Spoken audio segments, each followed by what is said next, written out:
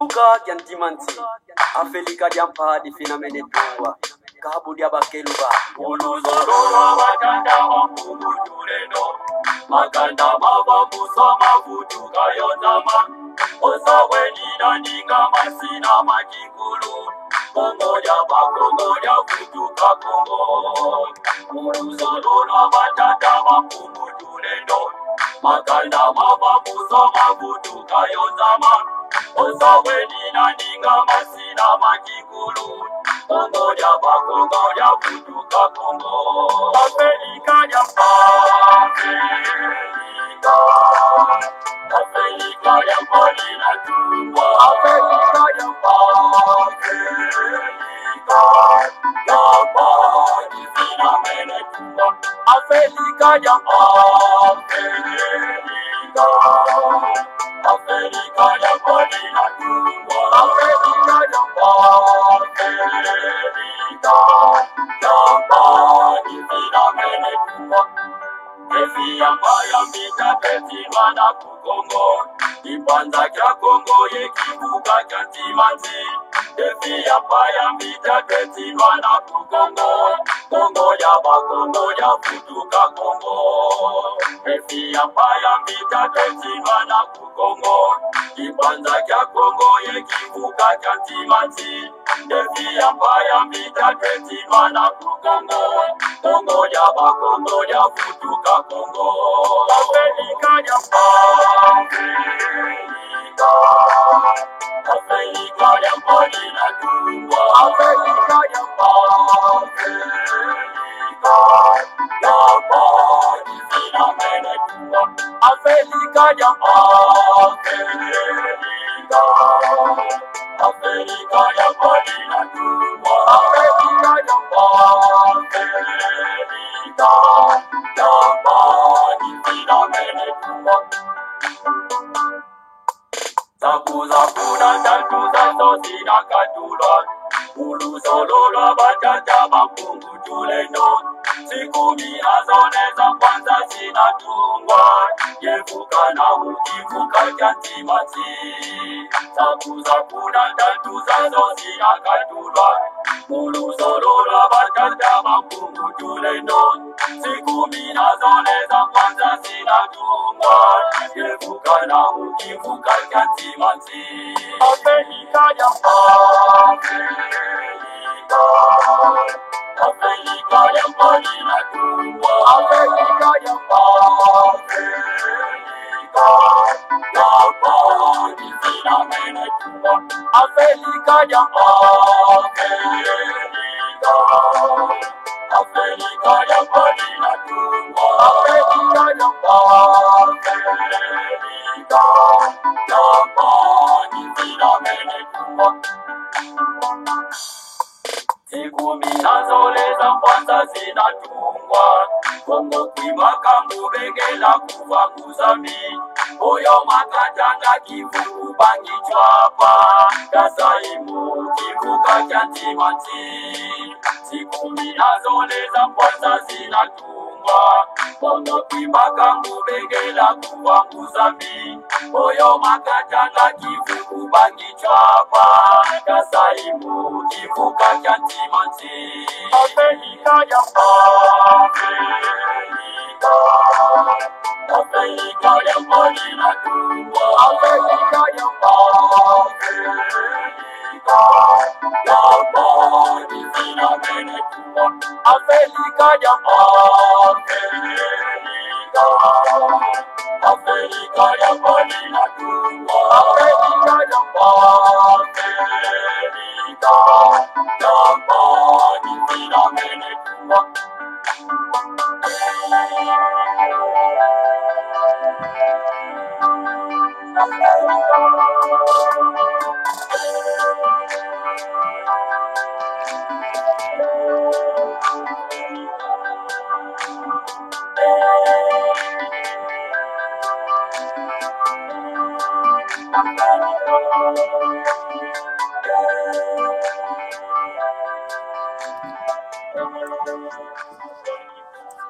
Matondo mingi bama batata bandeko balandi ya Congo bololo.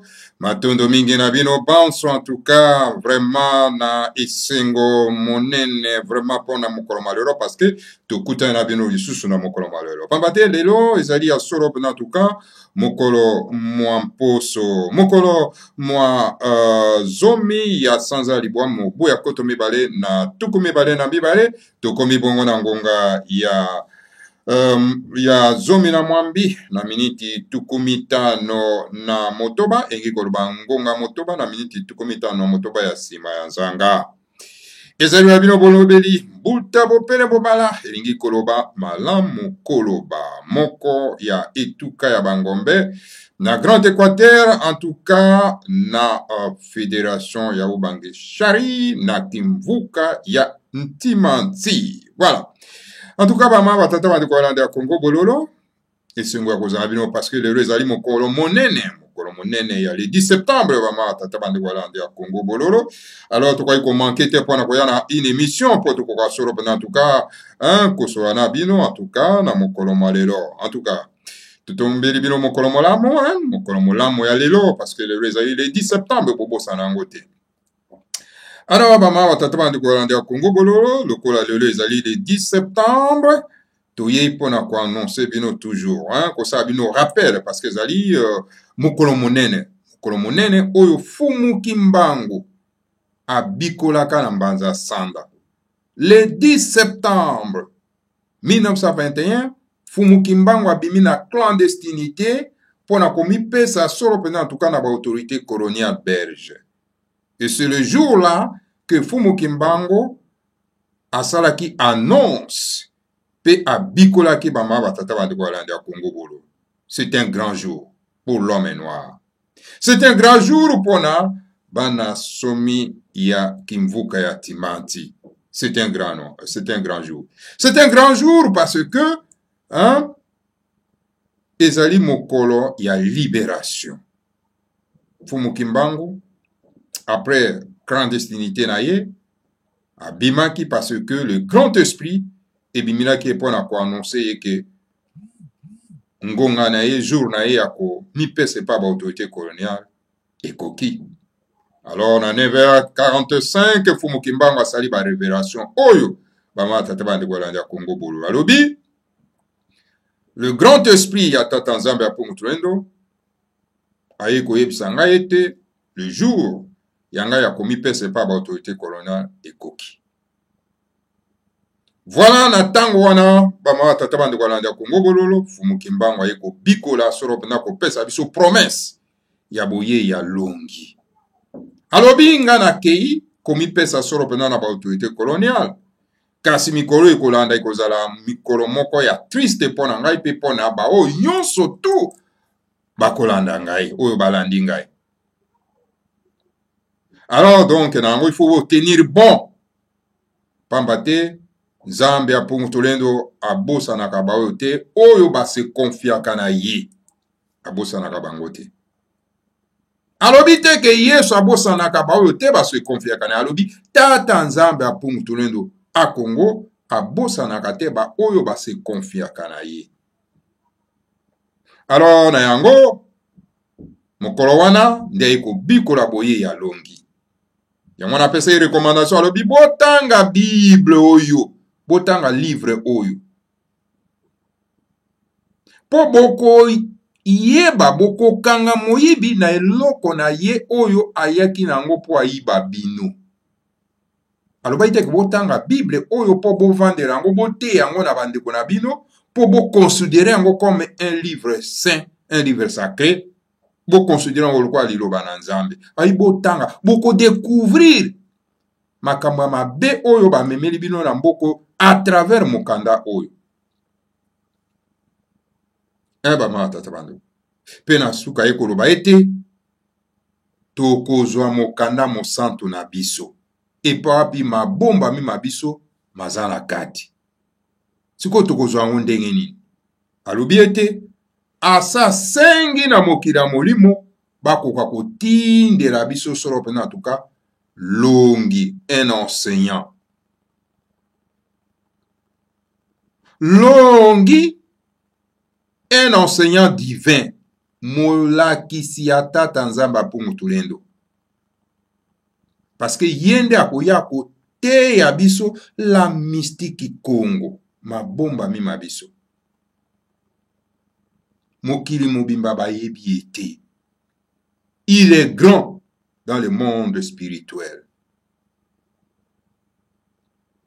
Apesi la kawana. Atiki pe ba témoin oyo pa wapi avant bazonga na mokili ya molimo esengeli bamona cet enseignant bamona mokanda mosantu wana bamona tata bandeko balanda Kongo bololo longi ayi oyo fumu kimbanga prophétisaki le 10 septembre na mokolo malelo elongi enseigne a enseigné, enseigne et continue d'enseigner. Sikoyo ndeko oza kolanda biso. Est-ce que so zwi ba enseignement ya longi ya Congo? Est-ce que so zwi déjà likanisi ya koyeba ke toza déjà na mokanda mosantu na biso ya race noire et pas ma bomba mi mabiso mazali? Alors, bama tata bandeko balanda Congo bolo. Alors, pona nini oza ko continuer toujours kotanga Biblia ya bapaya? Mokanda ya aliénation. Pona nini oza ko continuer kotanga yango? Pona nini oza ko considérer yango toujours que ezali livre sacré ya biso? Pona nini oza ko sala makelepa? Oza ko kolanda mateya prophétisé par Fumu Kimbango te était longue ya koya kote ya biso. Cette mystique Congo. Cette spiritualité négro-africaine. Yoza kobeta makele pa ozo zela nini. Et le temps passe. Pambate Fumu Kimbanga lobaki sans se longi et kozala difficile pour nabiso parce que celui qui va accompagner Longi dans sa mission c'est Nkwatulendo, un justicier mondial. Alors son instrument, c'est Bundu dia Congo. Son bateau, c'est Bundu dia Congo. Pour nous comme mabiso, Nanzila Congo. Bongo siko yondeko. Ozali banda ya Bundu dia Congo. Cela veut dire qu'ozali banda ya instrument ya Kwatulendo, le grand justicier mondial. Parce que yalobi, il faut tous enseignements wana parce que boye ya Kwatulendo des ali meurtrières. Ezali sans pardon. Siko yonde koza kolanda biso. Oza na kati ya Bundu dia Congo te. Oza kozwa ba enseignement na kati ya Bundu dia Congo te. Siko oza kozela nini? Nkunda. Oyo ezali boso na yo. Poye moka lobi ke boye ya Kwatulendo des ali sans pardon. O te wazali koko na ngai, te wazali mwana na ngai, o te wazali makila ya Fumu Kimbango. Ya ibi wana te. Bana na ye bazali oyo bazwi ba enseignement parce que yenda ko travailler na ba oyo bazwi ba enseignement oyo Longi ya Congo enseigné. Alors yondeko ofandi ozozela nini? Pour nous enseignement wana. Parce que il y a lobby sans cet enseignement et que ça n'en passe parce que boya Kwatulendo ezali di kama les grands justiciers mondiaux. Biso toza ko rappeler bino kaka ba mata tabandeko. Toyebi ke ba ozwi bino na otage. Na ba ba se autoproclamer ba père spirituel.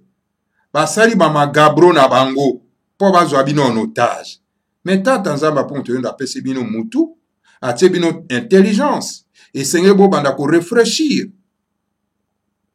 Pona ko bima na clé bois o wana ba tie bino na ba père spirituel na bino ba so autoproclamer. Bazali bato na magabro. Alors, ba ma tata bandeko, c'est un grand jour le 10 septembre. Le 10 septembre, où il parle Fumu Kimbango à Salaki annonce wana. Et voilà,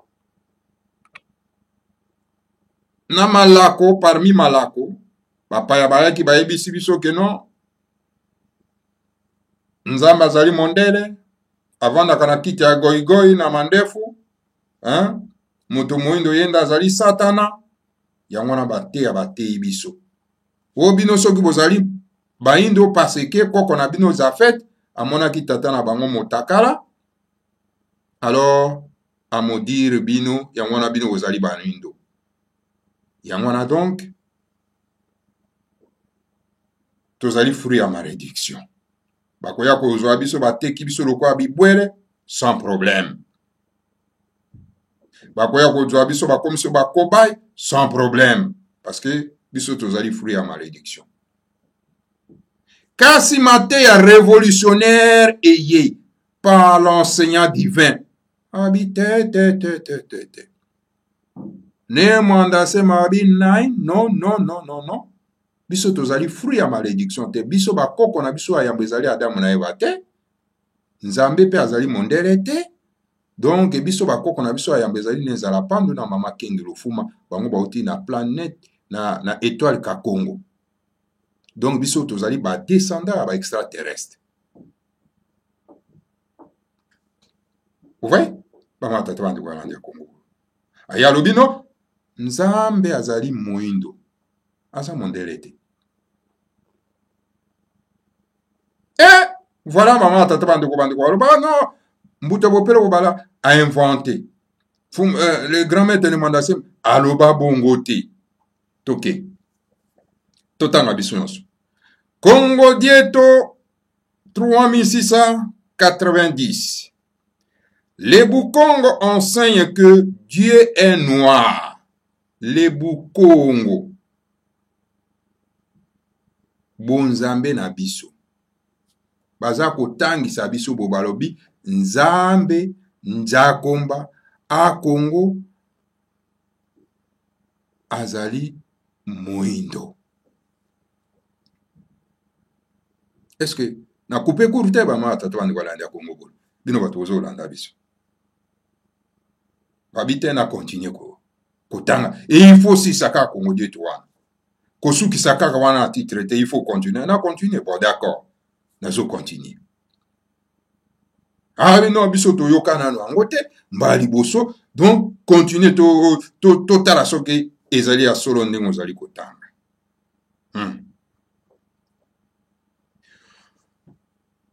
Donc, voilà, en l'Empire romain, on adorait une vierge noire qui portait un enfant noir au dos. À la Mecque, alors, qui est le lieu saint de l'islam, il y a une pierre de couleur noire que tous les musulmans vont baiser en guise de vénération, d'adoration. Na Empire romain. Bango kuna ba romain, babandaki ko adorer na tango na bango wana. Mwasi mosantu ya moto moindo. Epai wapi? Mwasi wana azalaki komema solo pena tuka. Mwana ya moto moindo na mokongo. Et soko ke na Mecque, où ezali lieu sacré ya ba musulman, okokuta libanga moko ya noir ezali kuna oyo wapi ba musulman bakenda ko adorer, ko baiser yango. Donc ko adorer yango ezaka libanga ya moindo. Vers l'Éthiopie, au-dessus de l'Éthiopie, la terre originaire de la race noire, le Seigneur Jupiter, les messagers de Dieu aux initiations, qui se tenaient chaque année en Égypte, en Égypte, en Égypte actuelle, en Égypte antique, a fait placer un trou noir qui protégeait l'Éthiopie et toute la race noire des calamités qui secouaient le monde. Nakati na Éthiopie, na likolo na Éthiopie, oyo ezali mabele na biso la race noire, ya libota ya ba noir, le Seigneur Jupiter, un grand messager, un très grand messager aux initiations, et pa wapi na mbula nyonso abandaki kosimba solo pende ekipata oyo tobingi lelo Égypte, Égypte, lelo babingi yango Égypte, na epoke ezalaki ekipata egipata.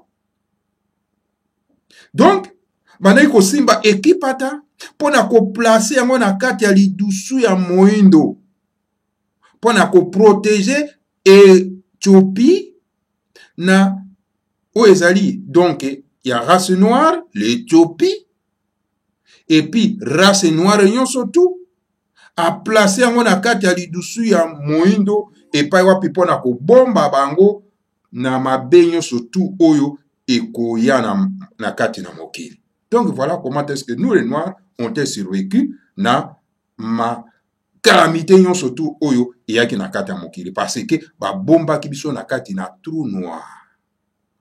Sozo comprendre. En effet, le Seigneur Jupiter a dit, la race noire nous est fidèle. Elle ne connaîtra pas de calamités qui secouent le monde. Pour soi moindo, biso baindo, tozaka toujours fidèle et pas tata nzamba pon tolendo.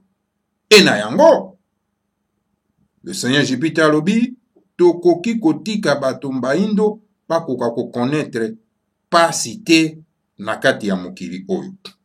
Toko kotika bango te. Po bango bazaka toujours fidèle na biso. Les grands initiés du monde entier savent que derrière le soleil blanc étincelant dans le ciel, il y a un soleil noir qui est la source d'énergie et de force du soleil blanc. La couleur de l'ange qui garde le mystère de Dieu du soleil à Congo. Tandis que la couleur blanche est le mystère de Dieu. Par grands initiés, suivez-moi bien, par grand initié, ya mokili mobimba, bayebi ke sima ya moi oyo eza koeklere biso, sima ya moi ezali kotalisa biso. Donc kuna na likolo ezali solo pena na moi ya moindo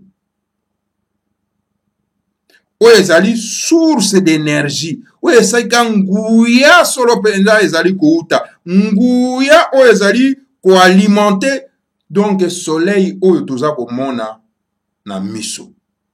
Soleil oyo tozomona moi tozomona na miso ezwaka nguya na yango solo pena en tout cas na moi oyo ya molili. Bamatata bandeko balandi ya Kongo bolo. Sikoyo bino bokomisa molili lokoyo eloko mabe.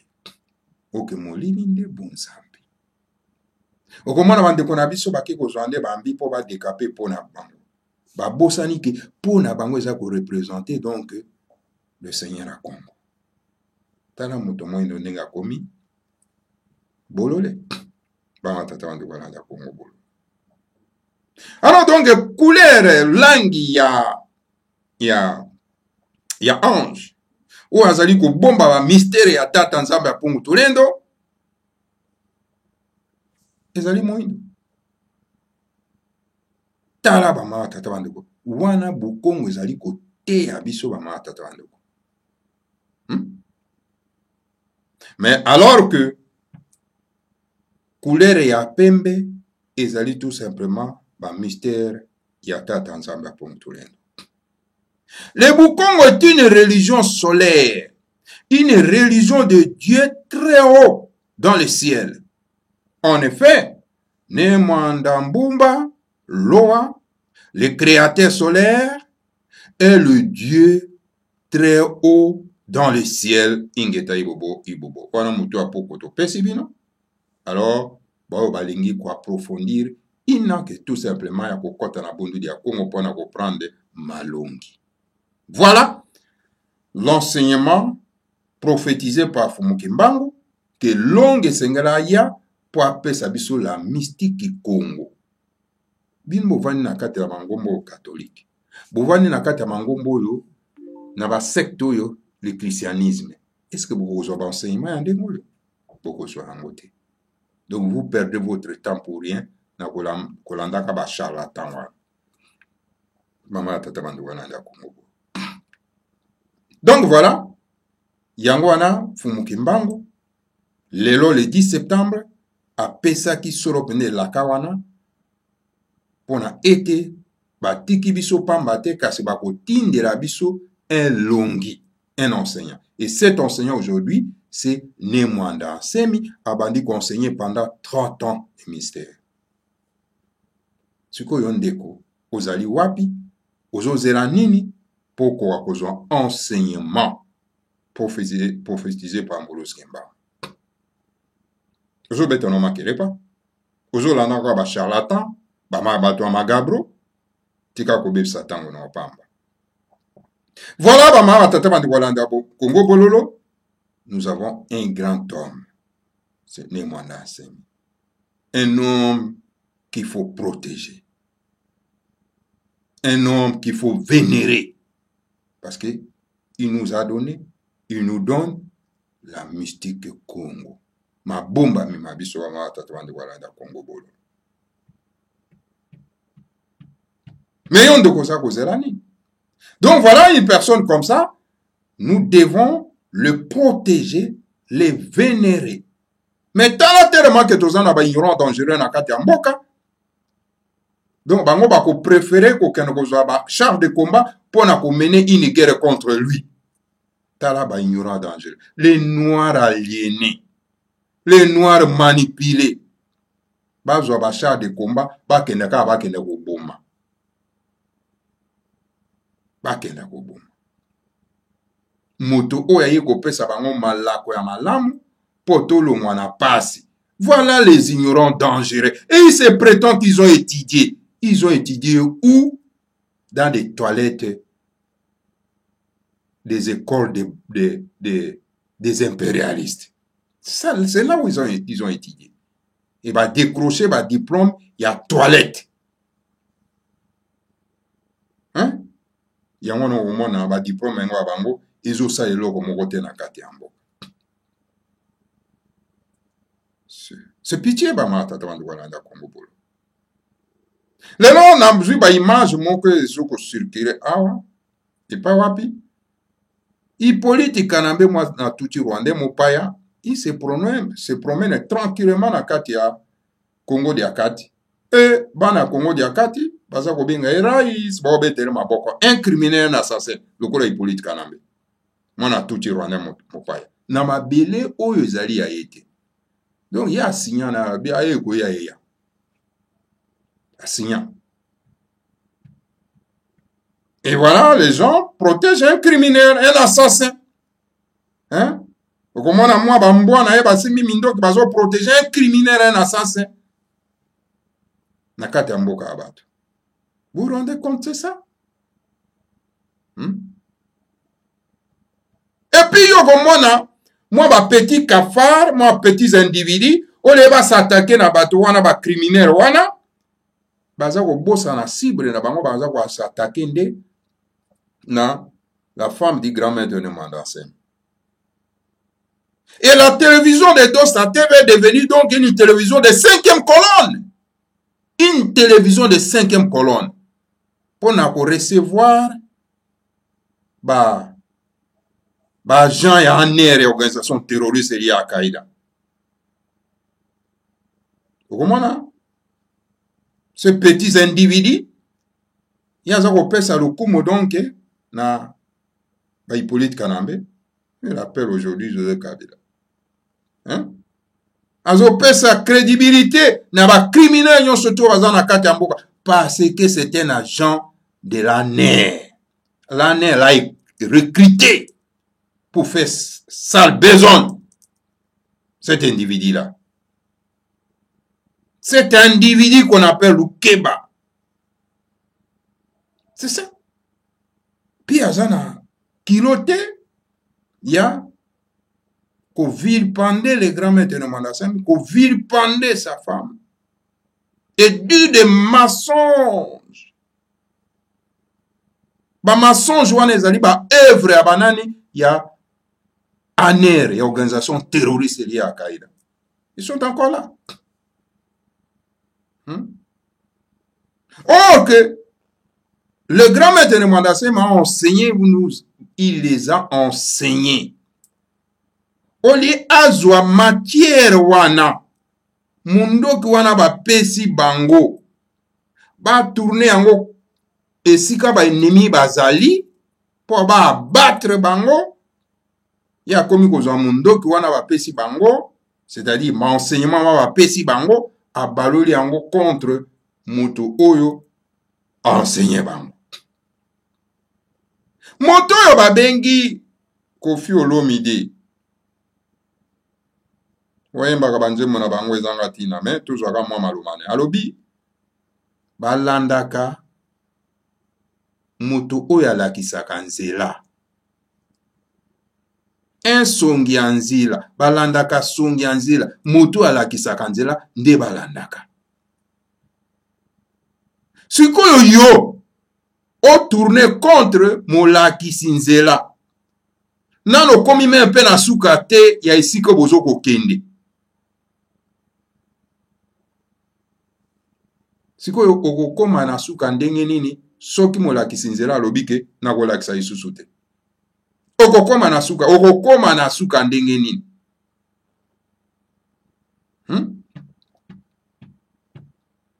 Ba matière ba pesi yo, les bagages ba pesi yo pour se défendre, pour na ko défendre la terre ancestrale. Ba pesi yo te que oya isusu ko combattre moto alakisi nzela. Yo soko moni ke moto à la question nzela azo kokana isusu te comme vous le dites, les ignorants dangereux. Alors maintenant, prendre maintenant la relève pour combattre les ennemis, les agents de l'impérialisme, les agents néocolonialistes au bazan la kati mboka. Alors tellement banda siko ko combattre bango. Hein? Tellement combattre bango au kominde ba lié na bango. Voilà des criminalités pareilles bama tata wala na Congo Bolo. Des criminels. Ça n'a pas un sens, bama tata wala. Alors les gens comme ça, on ne peut pas avoir pitié d'eux. On doit les combattre.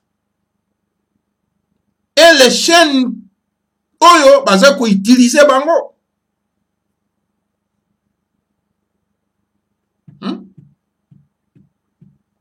Ce n'est pas normal.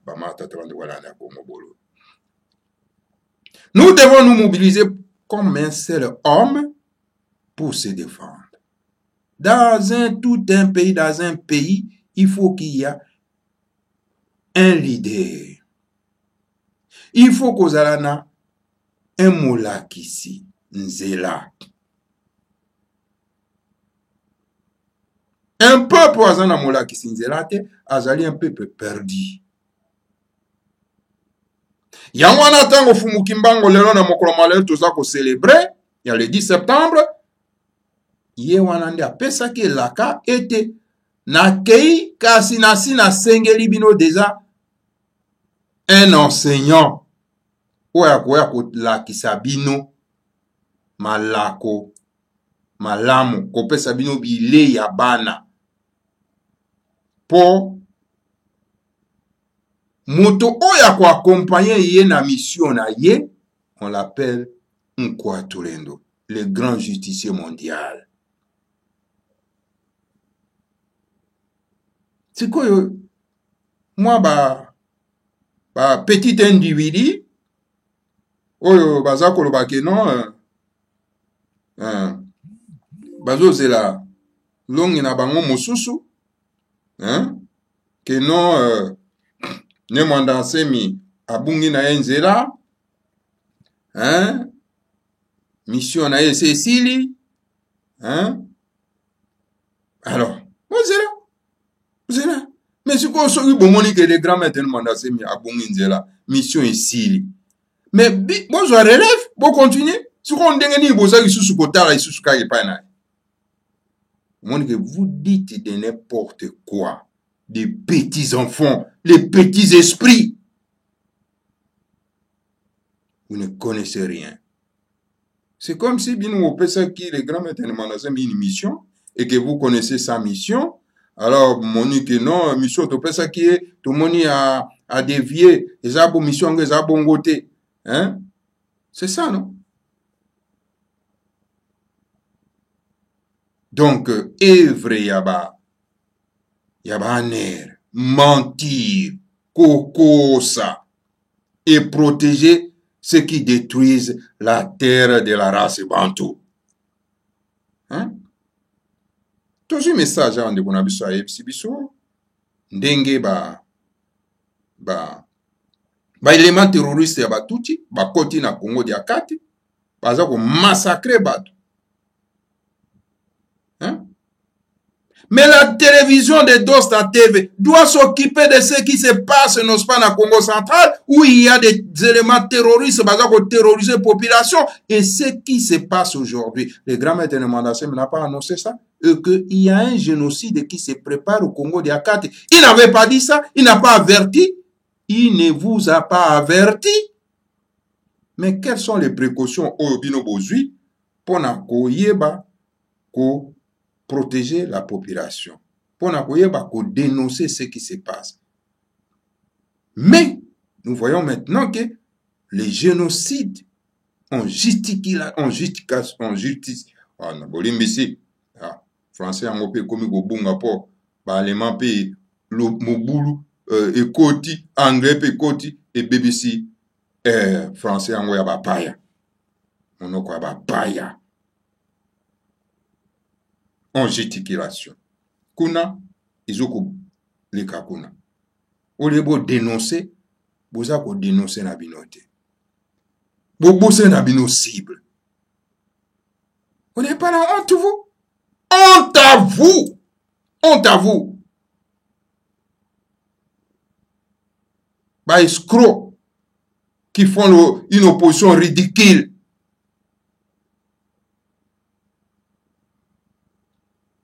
Mégestion eza na mboka.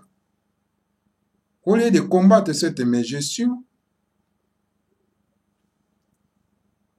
beaucoup na bino de combattre moto oyo l'Occident considère comme leur ennemi. Ça n'a pas de sens. Bama tata wande kwa landa Congo bolo. Alors, bana mboka, réveillez-vous pour combattre ba oyo baza kuluka ko empêcher l'élan de la libération bama tata wande kwa landa Congo bolo. Voilà. Matondo mingi parce que lelo ezali un grand jour. Tozana ebele à kolobate. Donc tozali wana tout simplement pour nako alerter na baimbo kapoba kwa koyeba date ya lelo. Date ya lelo ezali un grand jour. Le 10 septembre, jour à promesse. Alors ndeko, yo za kolanda biso na polandi biso na pokwa lelo. Est-ce que oza kozela toujours longi na yo, enseignant na yo, malako ofu mukimbango apesa kelaka. Est-ce que so zui yango ou be ozui nanu yango te? Soko zui yango te, Lucas siko esika baziko ezali pour apprendre, n'est-ce pas, l'enseignement prophétisé par Mpoulos Kimbango, pona ke bouye ya Kwatulendo eza calamité. Qui vivra verra. Comme dit le grand maître Némoine d'enseigne. Matono mingi na bino bans, obolande biso. Wana, tokute na bino isusu, mbala ya sima. Donc, wana ezalaki tout simplement, mon petit rappel, otoiko pesa bino, na jour ya lelo, ou ezali jour ya le 10 septembre, donc, 2022, le 10 septembre 1921. Voilà, bama, tatabande walanda Congo Bololo, matondo mingi, na bino banso, tokute na bino mbala ya sima. Bobo sanate bama, tatabande ko s'abonner mutuellement, hein, ko s'abonner vraiment massivement, je veux dire. Donc, nakati na Congo Bololo, où ezali chaîne na bino préféré bama, tatabande walanda Congo Bololo, hein, et pas rapi, bande kopé ba kwa kozwa, maye oyo, ba éviter ba kwa solo pena, en tout cas, koyeba. Alors, donc, voilà, tokute na bino mbala sima, Bobo sanate, reine d'Angleterre. Asikoti kabiso, azumina mokili ya molimo. Donc, voilà. Voilà, ezali nouvelle yasuka tugo pesa bino, en tout cas, na pokwalero. Matondo e écoute.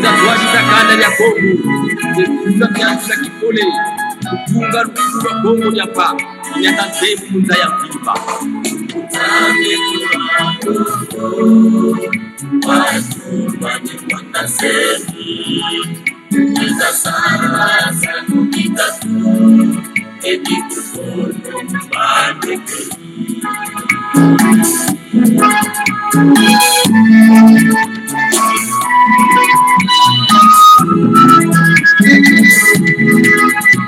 Sampai Tuhan aku malah menasihati.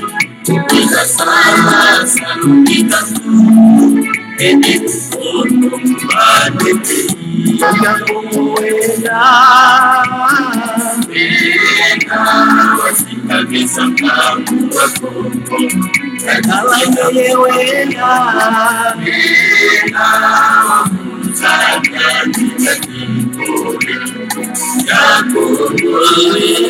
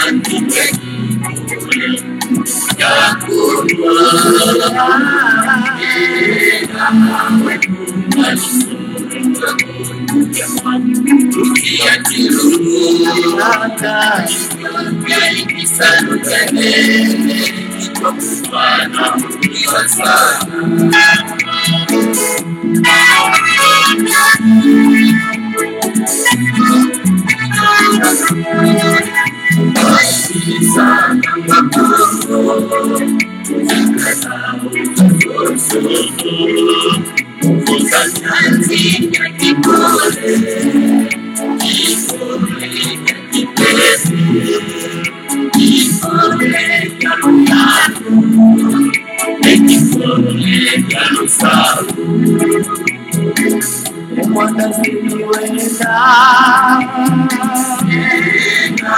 wasimameza mlango wako akiwenda katika